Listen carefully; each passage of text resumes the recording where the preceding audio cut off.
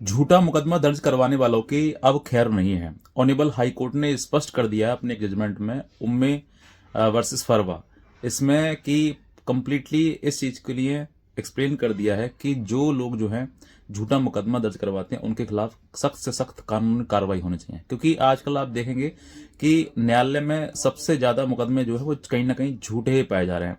और लास्ट में जब स्टार्ट होता है, ट्रायल स्टार्ट होता है, तब एक व्यक्ति को एक्यूज बना दिया जाता है और लास्ट में पता लगता है कि वो व्यक्ति निर्दोष है, उसकी कोई गलती नहीं है। तो ऐसे समय पर, ऐसी परिस्थिति में हर व्यक्ति, जो व्यक्ति झूठा मुकदमा दर्ज करवा रहा है, अगर ये बात पाई जाती, फॉल्स पाई जाती है, तो उसके विरुद्ध भी मुकदमा दर्ज हो।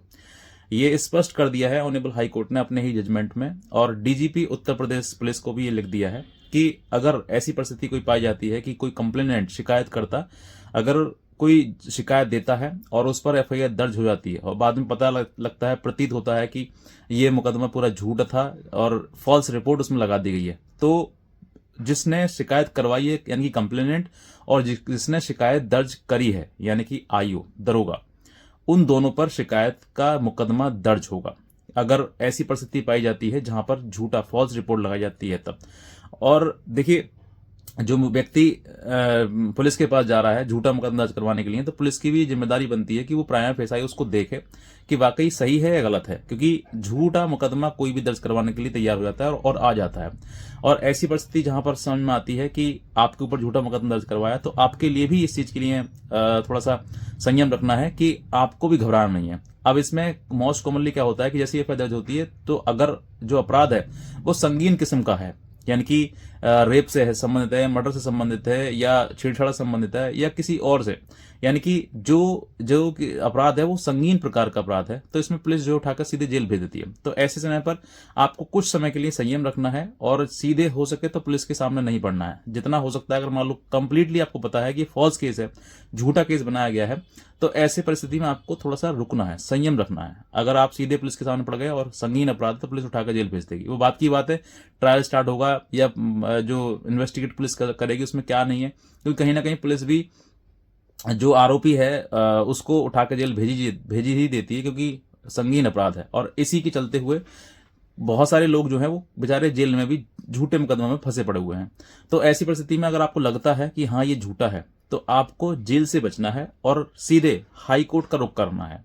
कहने का मतलब क्या है कि अगर एफआईआर झूठी है, कंप्लीटली आपको मालूम भी है कि हाँ ये झूठा है, क्योंकि देखिए दो प्रकार होते हैं। एक तो आपको मालूम है कि हाँ ये कहीं ना कहीं अपराध हुआ है और हमसे गलती हुई है, तो मैं उसके लिए नहीं कहता हूं। लेकिन जहां पर आपको झूठा फंसाया जा रहा है, झूठा पूरा मैनिपुलेट किया जा रहा है मुकदमे को, तो ऐसी परिस्थिति में आपको सीधे हाई कोर्ट का रुख करना है। आपके स्टेट में, आप जहां पर भी हैं, किसी भी स्टेट में हैं, और अगर आपके ऊपर मुकदमा किया गया है, तो आपको गिरफ्तारी से बचना है और सीधे हाई कोर्ट का रुख करना है। और हाई कोर्ट में जाके उसको जो कि बीएनएस की धारा 528 है, वो उसके तहत जो है आपको रिट फाइल करवानी है और ये बताना है कि ये मुकदमा कंप्लीटली झूठा है।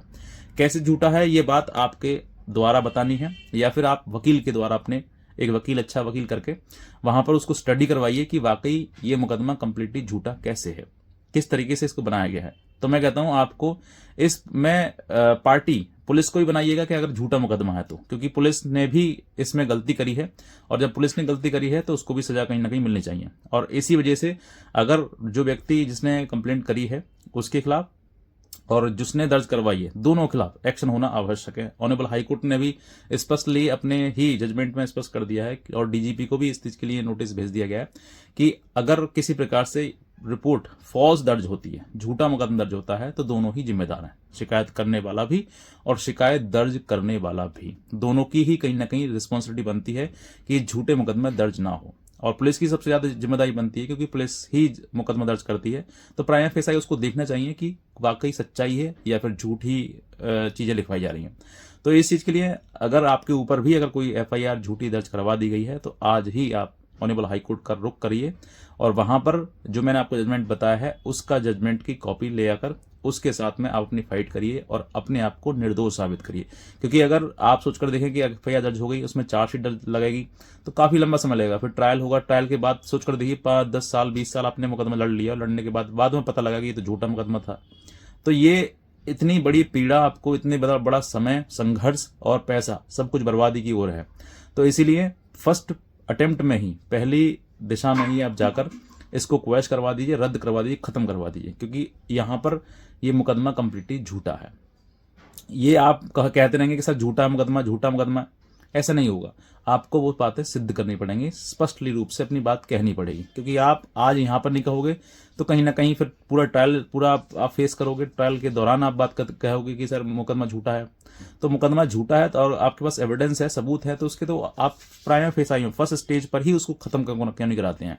इतना लंबा लड़ना ही क्यों है? तो ऐसी परिस्थिति में आपके पास राइट है, अधिकार है आपका, आप अपने अधिकार का यूज करें, और जिसने भी मुकदमा दर्ज करवाया है आपके खिलाफ, या गलत मुकदमा है, झूठा मुकदमा है, उसके खिलाफ आप कार्रवाई करवा सकते हैं। इस पर अब जो सरकार, ऑनरेबल कोर्ट जो है वो सभी के सभी सख्त है कि झूठे मुकदमे या झूठ को कोई मतलब शरण नहीं है न्यायालय में। वो सिर्फ और सिर्फ एक हो सकता है कि बदले की नीयत से, हो सकता है दुश्मनी की नीयत से, हो सकता है रंजिश की नीयत से आपके ऊपर मुकदमा दर्ज करवाया गया हो, तो उस मुकदमे से आपको निकलने का रास्ता है। मैंने सोचा था कि आपको, बहुत सारे लोग जो है वो ये बोलते हैं सर मेरा बेटा जेल में है, मेरे पिता जेल में है, तो ऐसे समय पर जहां पर आपको अननेसरी जेल में डाला गया है या अननेसरी आप जेल में रह रहे हैं, तो आपके पास रास्ता है, ऑप्शन है कि आप इससे निकलने का, बाहर निकल सकते हैं। और ऑनरेबल हाईकोर्ट का स्पष्ट जजमेंट है जिसमें कि कोई राहत नहीं है उन लोगों के लिए जो झूठा मुकदमा दर्ज करवाते हैं। तो इसी का जजमेंट का आप हवाला देते हुए अपनी बात कहें